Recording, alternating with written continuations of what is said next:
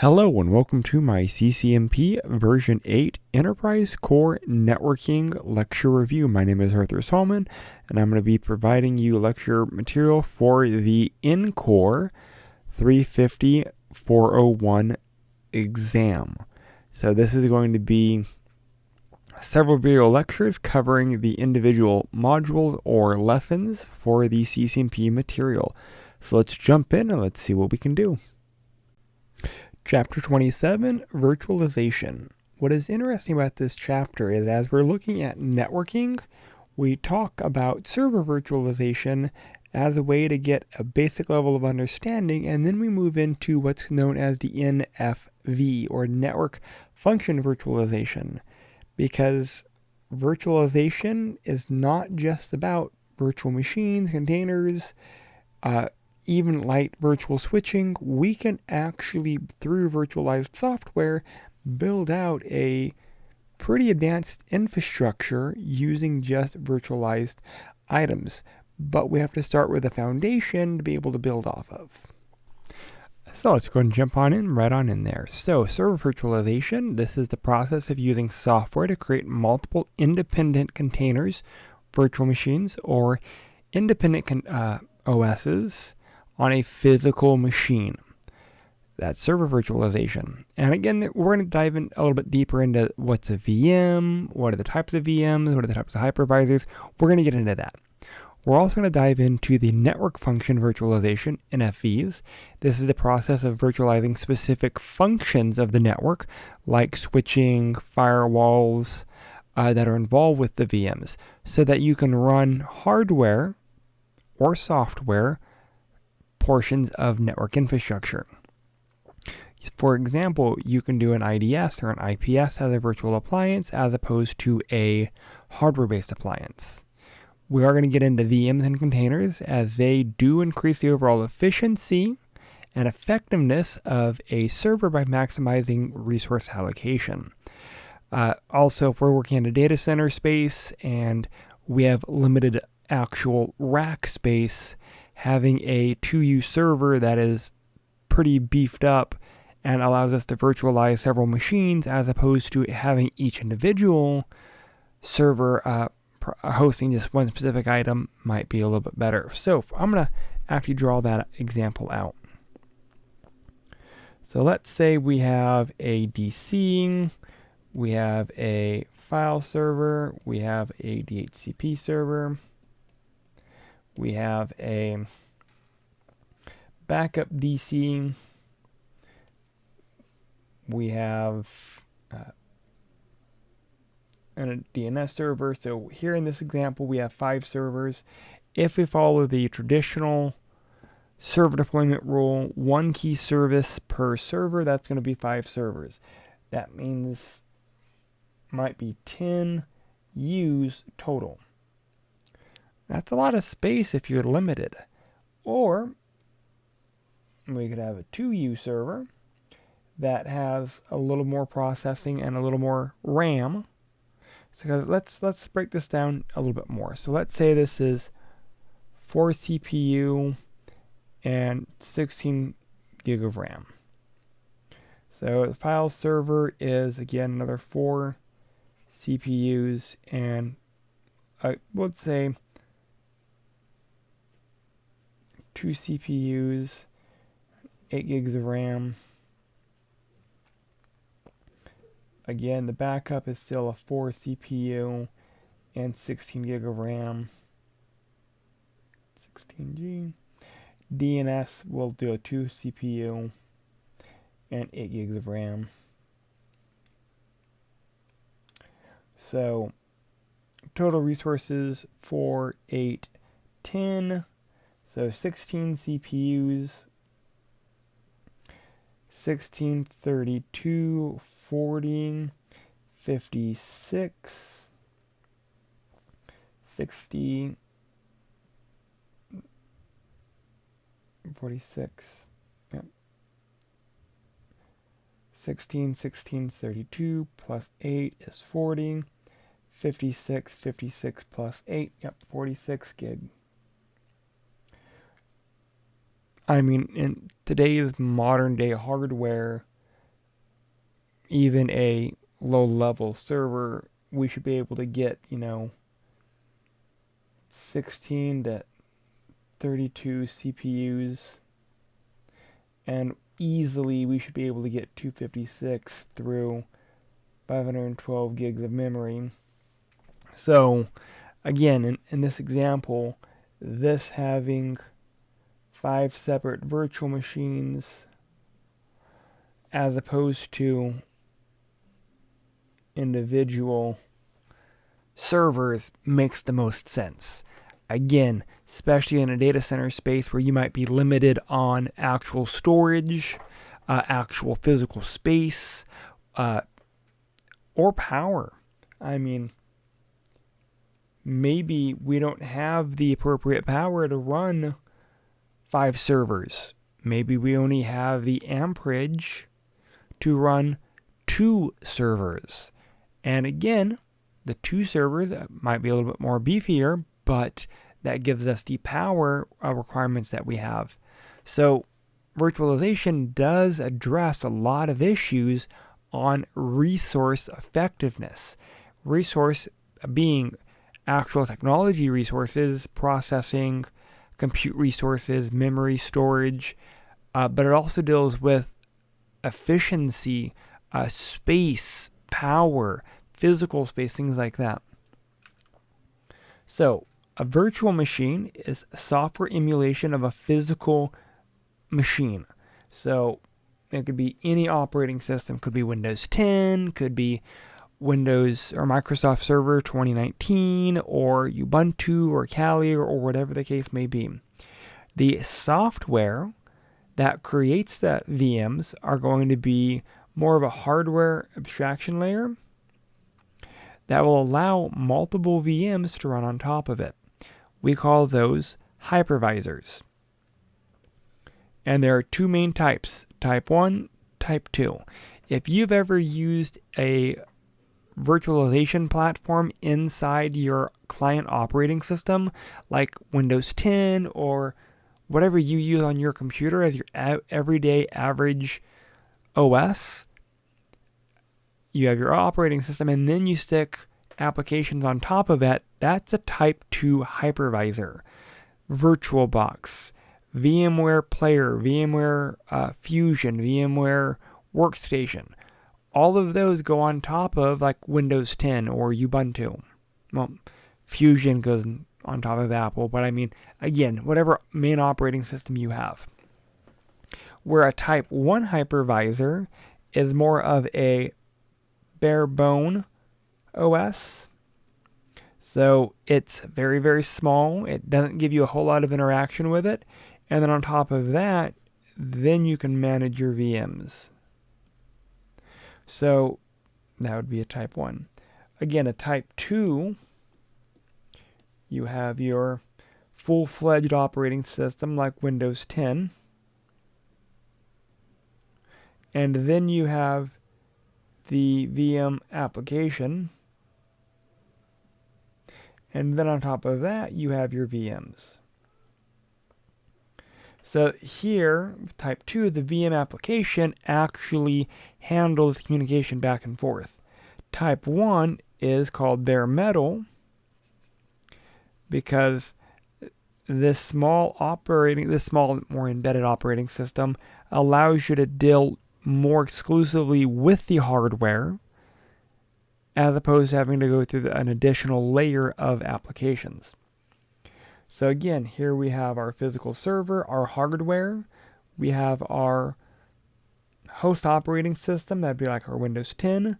Then we have our application, and then we have our VMs on top of that. Where with type 1, we have our physical hardware.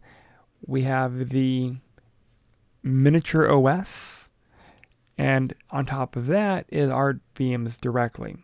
So we don't have to worry about having a full-fledged host VM to run anything. Alright, so let's talk why we care about virtual machines. The nice thing with virtual machines are the ability to migrate. That means we can actually group them on one or more servers, and we can actually spread them among those servers. Or, if necessary, we can power them off on one and then physically migrate the storage to another machine and turn them back on.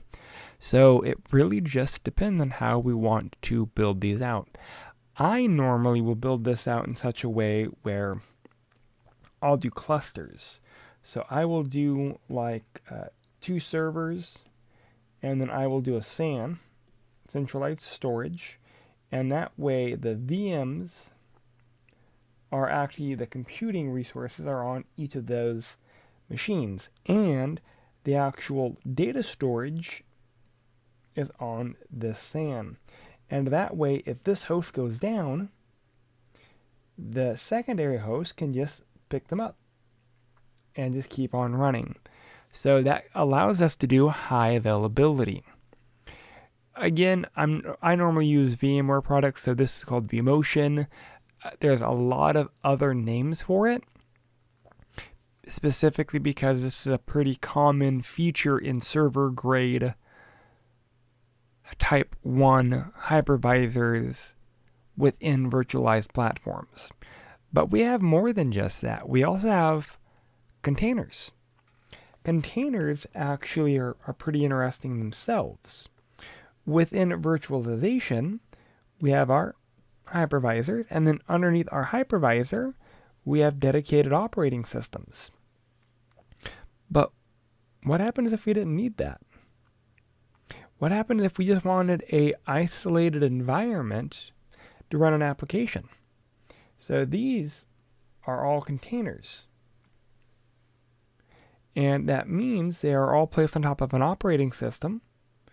And the interesting part here is this might host one app, and each one hosts a single app. They're isolated, so whatever affects app A, if app A crashes, we can just rebuild that container or restart that container. It doesn't affect any of the other items. So we can actually start using containers to host specific services or applications. So there's a lot of benefits here. So differences, normally a VM will also have an OS, where a container doesn't. A container will share the underlying resources of the host operating system, and they do not include a guest OS. So the individual containers are not going to be full-fledged machines. Without the underlying OS, it ain't going to be there. But that allows containers to be very lightweight. Applications are specific to each device, but application dependencies are isolated, meaning app 1, app 2, app 3, anything that app 1 needs to run, it will have inside of its container. Again, if it bugs out or corrupts itself or needs to restart, you can do that independent of all of the other apps. That way you're not having to restart, the entire VM. Oftentimes I will have a server that I need to reboot because a service is down. It may host 8 other services, but I'm having to restart for one service. That makes things very difficult. If I could just restart just that application or just that service, it would make things a lot easier.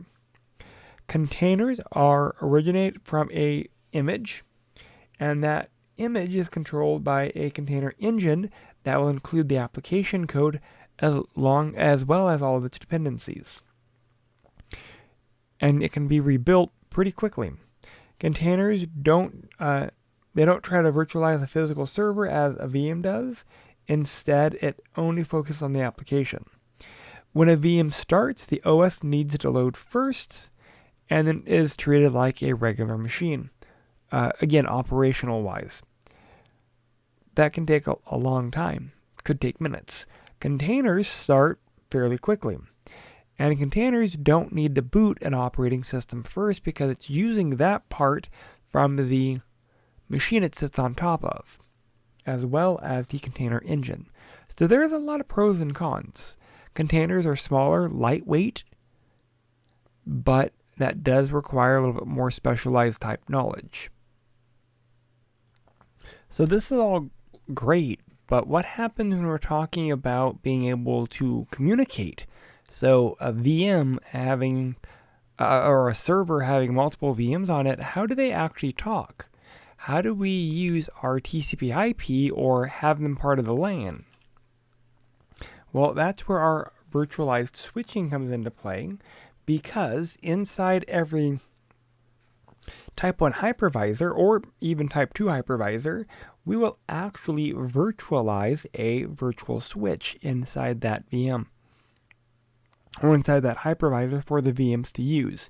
A virtual switch, or vSwitch, is software-based layer 2, and it will act like a regular switch. vSwitch will enable VMs to communicate with other systems, whether it's within the virtualized environment or on the physical. What gets really interesting is we can attach a single physical NIC or multiple physical NICs. So in this example, I'm going to grab my pen. Here we have two physical switches. Switch 1, switch 2. On switch 1, we've used two ports that connect two physical NICs on what I'm going to assume is a single server. So a enterprise-based server typically has NIC 0, 1, 2, and 3. So we're using NICs 1 and 2 to connect to vSwitch 1, and we are using NIC 3 to connect to vSwitch 2. All of this is software defined, and so we can actually separate traffic in that regard. So for example, here in this example, we have our multiple vSwitches. So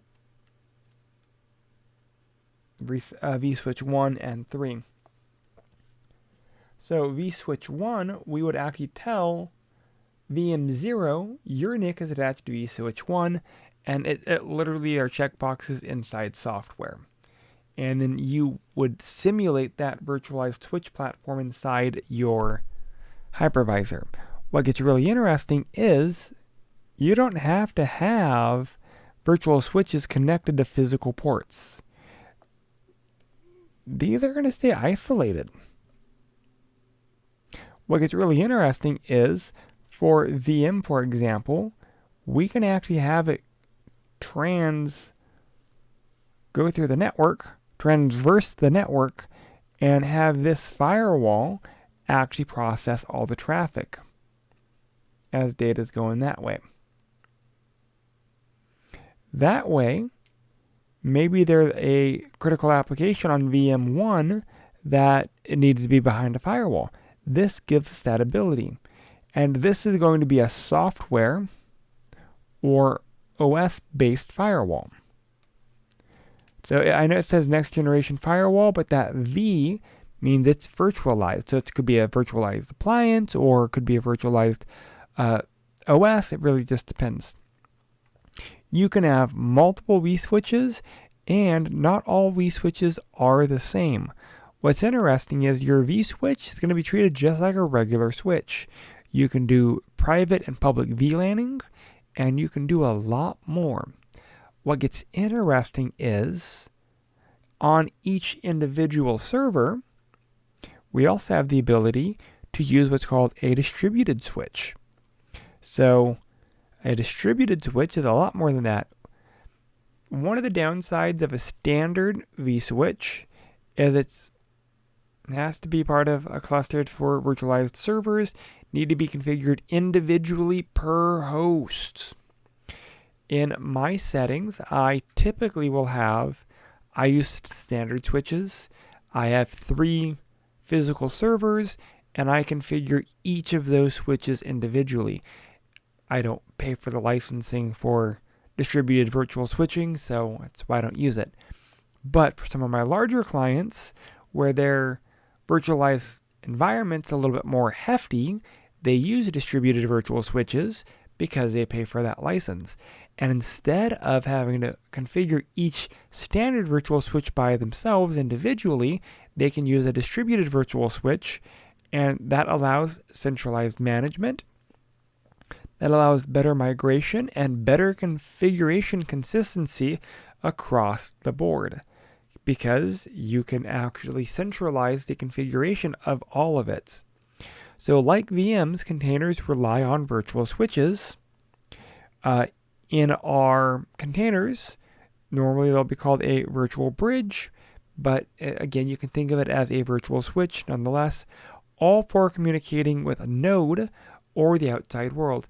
Again, whether it's a physical switch or a virtualized switch, it's going to abide by the same standard that we've described with using layer 2 technologies. That's become the standard, and that's just what it is, whether it's virtualized or physical. All right, so that gets us into our next major topic, network function virtualization, NFVs. This architecture framework is created by the European Telecommunication Standards that defined standards to decouple network functions from proprietary hardware and appliances and allow us to run them on traditional 32-bit based servers or x86 based servers or higher. It defines how to manage and orchestrate the network functions. The NF refers to the functions performed by a physical appliance, whether we're talking firewall, a router, a switch, doesn't really matter. The goal here is to be able to take any of the network appliances, network or core infrastructure, and apply a virtualized platform to those items or services. All right, so let's talk benefits. So some of the main benefits are reduction in capital expenditures. You may not have to spend as much for routers, firewalls, and switches. Faster time to market if it's software-based. Return on improvements, typically scalable is there. The elasticity is there. You can scale up or scale down as necessary. Openness to virtual appliances, and opportunities to test and deploy new innovative services virtually with a lot lower risk. At the end of the day, the NFV infrastructures essentially is all hardware and software components that comprise the main infrastructure and allow us to move forward. So, what are some appliances that give us those capabilities? For example, for Cisco, VNFs include the Cisco Cloud Service Router 1000V or the CSR 1000V, Cisco Cloud Service Platform 2100, CSP 2100. We have our Cisco Integrated Service Virtual Routers, ISRVs. We have our next generation firewall virtual appliances, and we have our Cisco ASA virtual appliances as well. And again, we're not just saying Cisco is the only one that's out there. There's plenty of other major brands out there that have followed suit with the VNFs. It's just they're there. VNFs are commonly used for layers 4 through 7 functionality, and they do provide things like load balancing, application delivery, firewalls, IDSs, IPSs, WAN optimizations, proxy servers, and so forth. But do not think it is only layers 4 through 7. I have seen layer 2 virtual switches and virtual routers. It really just depends on what you're wanting and what you're willing to pay for. So here are some examples of virtualized appliances. And again, they do not have to be all virtualized. You can have them some virtual, some physical, and just connected correctly. So the infrastructure is responsible for managing and controlling the NFVI hardware resources, compute, storage, and so forth. So we are going to have some type of virtualized infrastructure manager, and they can be changed together. The manager is also responsible for the collection and performance measuring and fault information gathering. It also will do a lifecycle management, set up maintenance, tear down for all of the resources, and so forth. NFV services are are kind of all over the place. It really just kind of depends on what you're looking for. There are element managers and management and orchestrations. Sometimes I cannot talk. Element managers are also known as the EMSs.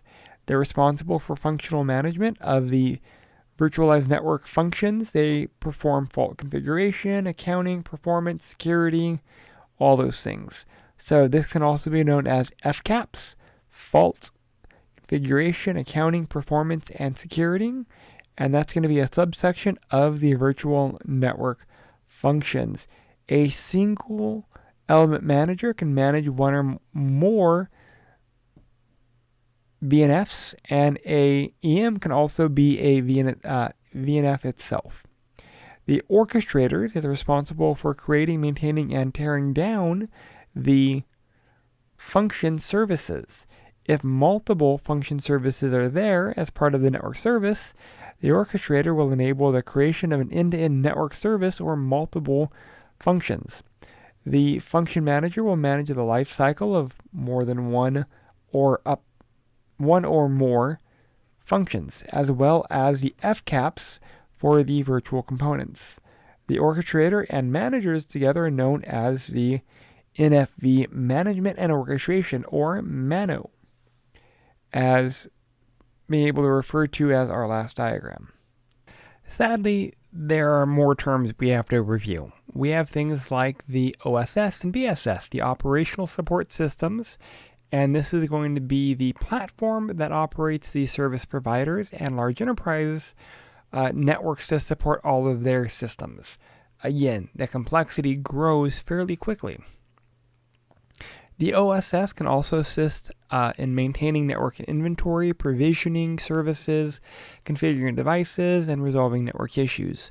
For the service provider, the OSS will typically operate in tandem with the BSS to improve the overall customer experience. BSS is the combination of product management, management of customers, revenue billing, order management, and so forth.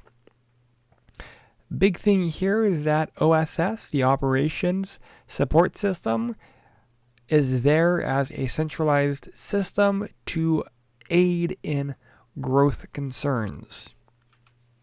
As we are looking at the function performance, we have to look at how traffic is organized. We have patterns such as north-south and east-west.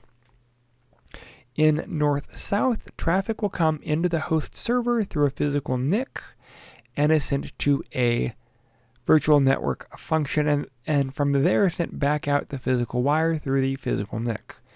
East-west comes into the hosting server through a physical NIC and is sent to the function, but from there it could be sent to another service chained, and well as other services chained through them, and when done, sent back through the physical wire.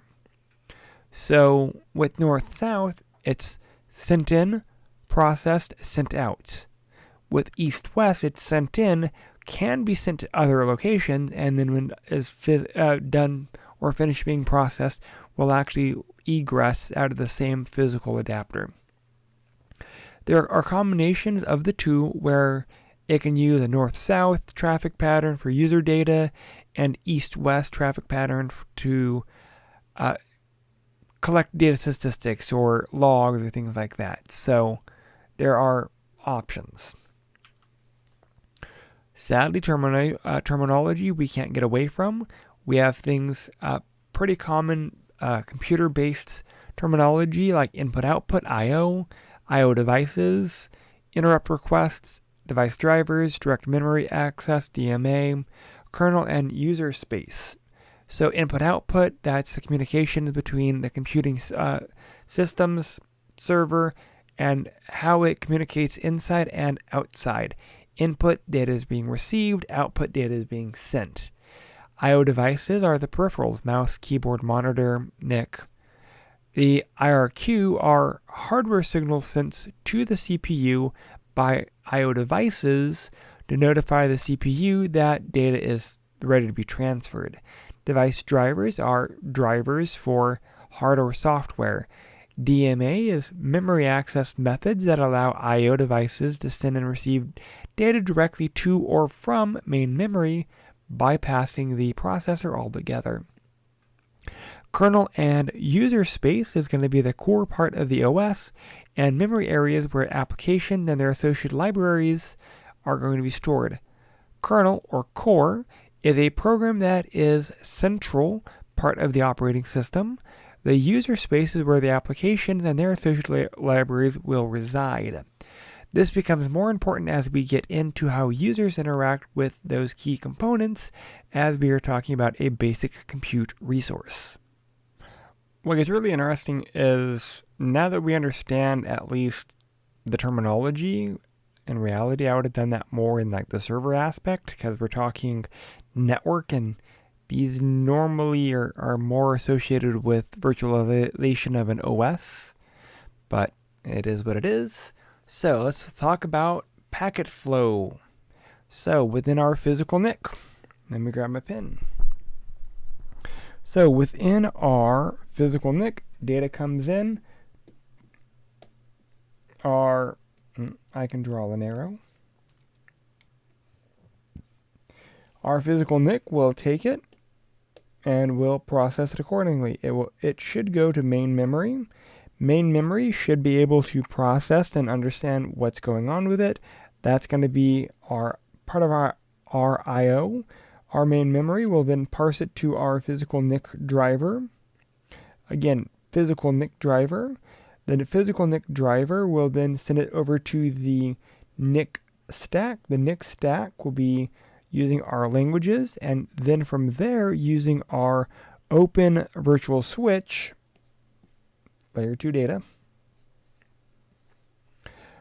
Our switch will then forward it correctly,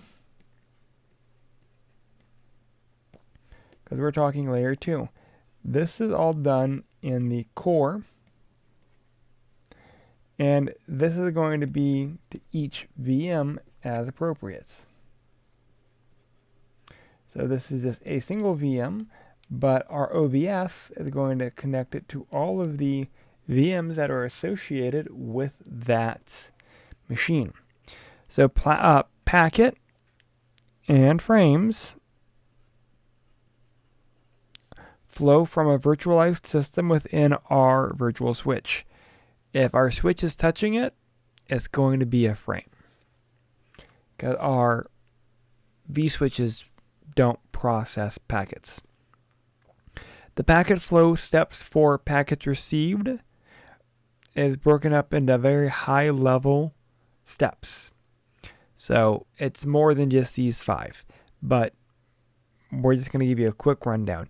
Data traffic's received by our physical NIC, and then it's placed into a queue that is receiving, also known as our receiving buffer.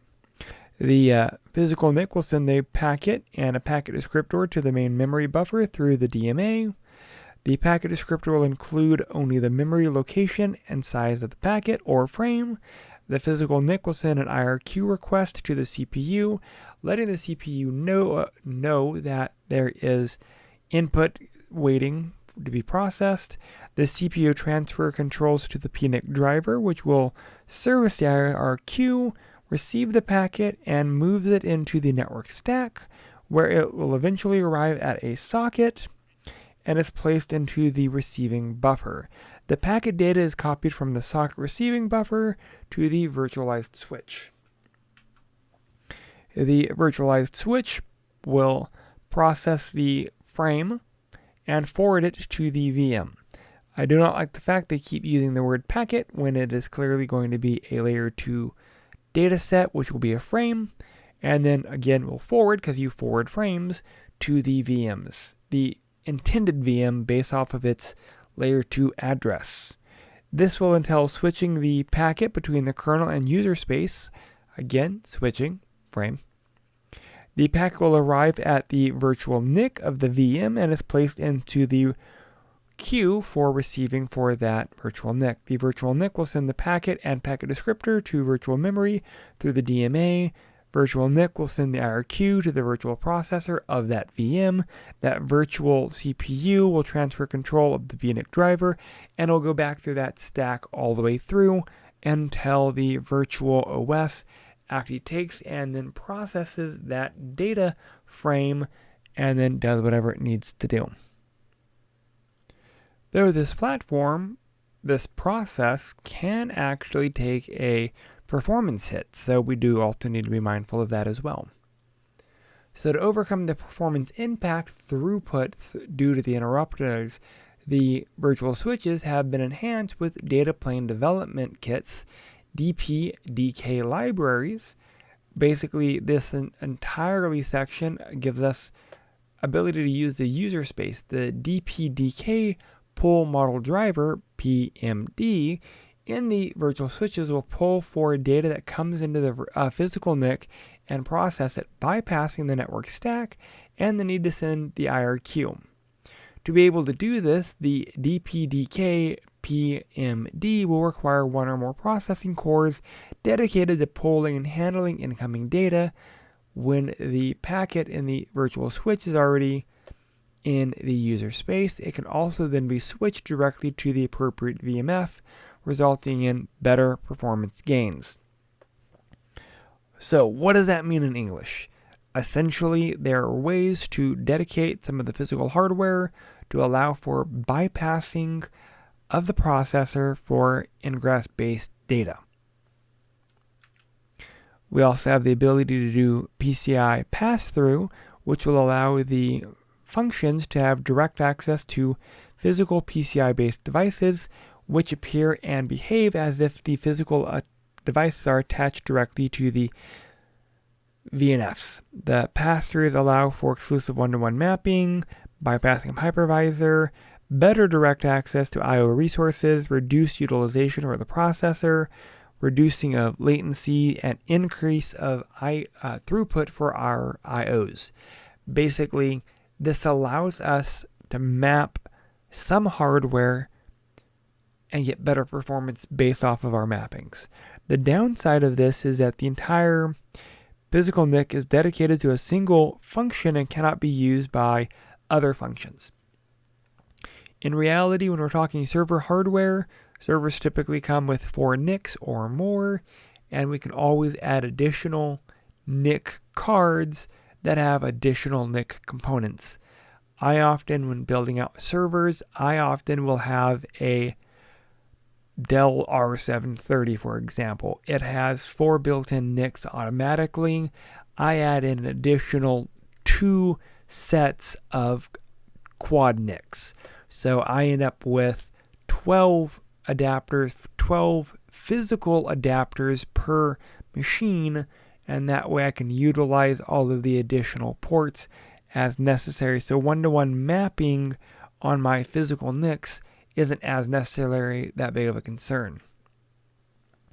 We have our SR-IOVs, which is enhancement to our PCI pass-throughs that will allow for better sharing of features, which is VNFs to share the same physical NIC.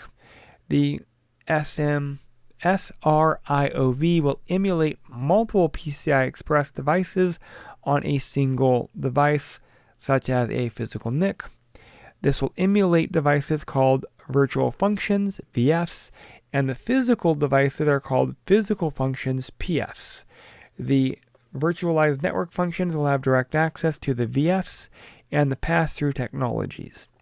The SR-IOV enabled physical NICs support 2 different modes for switching.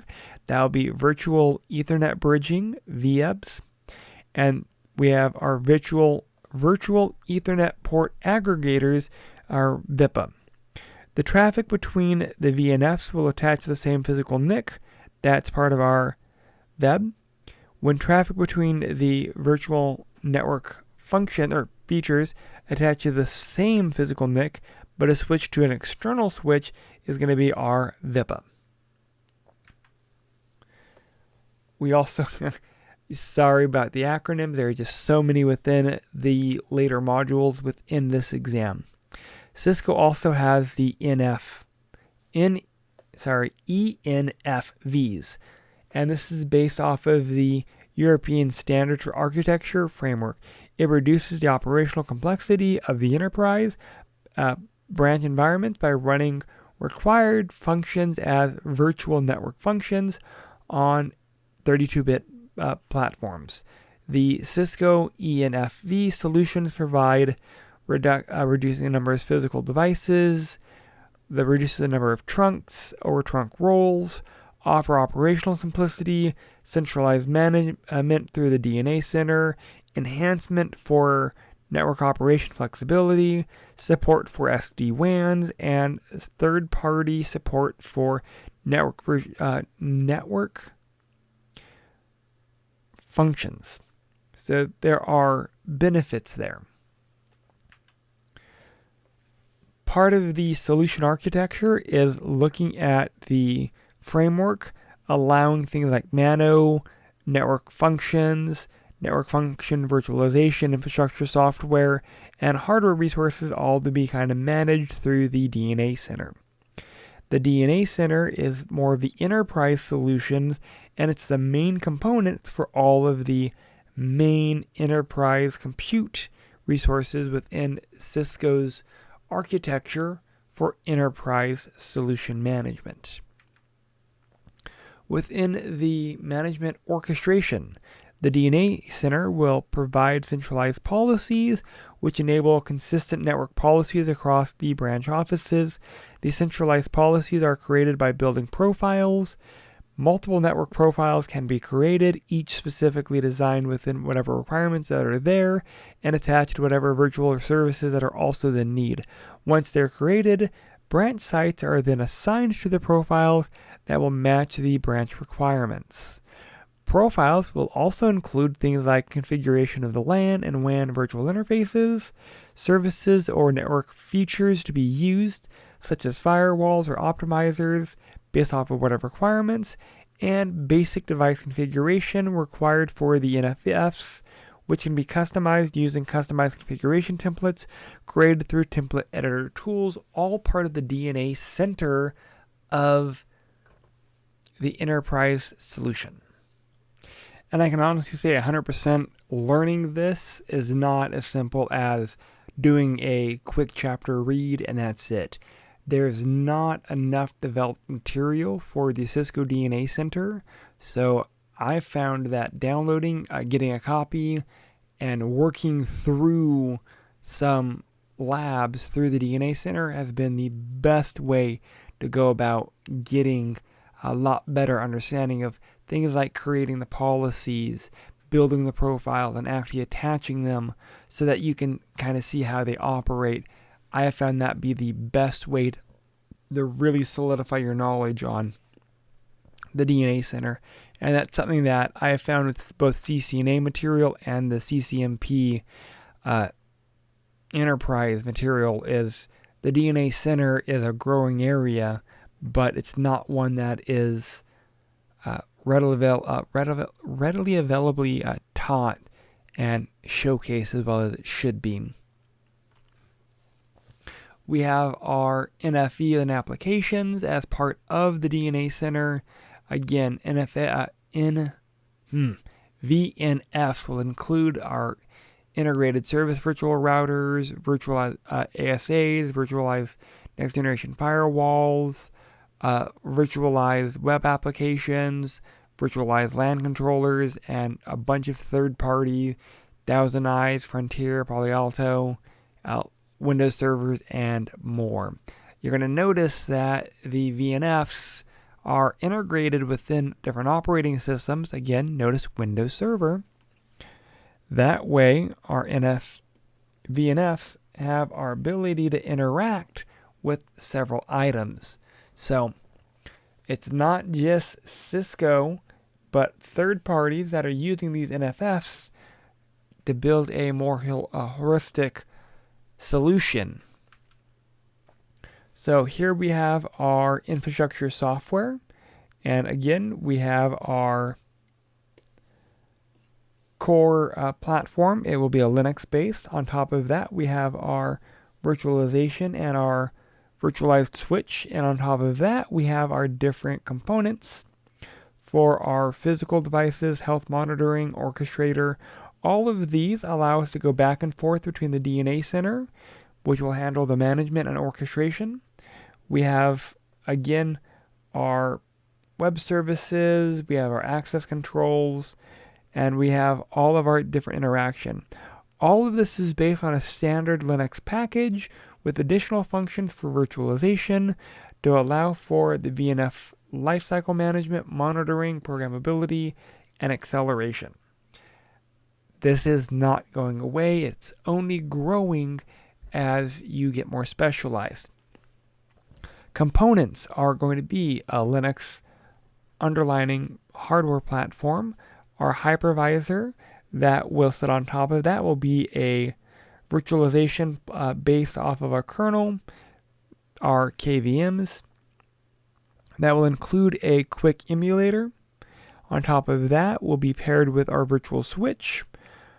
Dealing with that will be our lifecycle management, and integrating with all of that will be our plug-and-play clients to allow for communications with anything running the Cisco DNA Center for provisioning the right host configuration based off of the right hardware. It doesn't stop there though, because then we also have our connection between the orchestrator, our web services, our access control for role-based RBAC. We also have our device management and so forth. So the nice thing is that was a brief overview of virtualization and slowly getting into the Cisco DNA Center. With that, we are done with this chapter. We've gone through a large set of topics talking about virtualization, hypervisor types, containers, vSwitches, our network function virtualization, our network virtualization features, our OVSs, our pass-throughs, our enterprise architecture and designs, our network infrastructure, virtualization infrastructure software, our vSwitches, and so forth. And that takes us to the end of this chapter. Thank you. All right, so that wraps up this module. If you have any questions or concerns, definitely feel free to reach out, post a comment, ask a question. Remember, as we're going through this material, it's common to be able to take some time, gather your thoughts, ask some questions so that we can really work on retention and getting you more familiar with the material.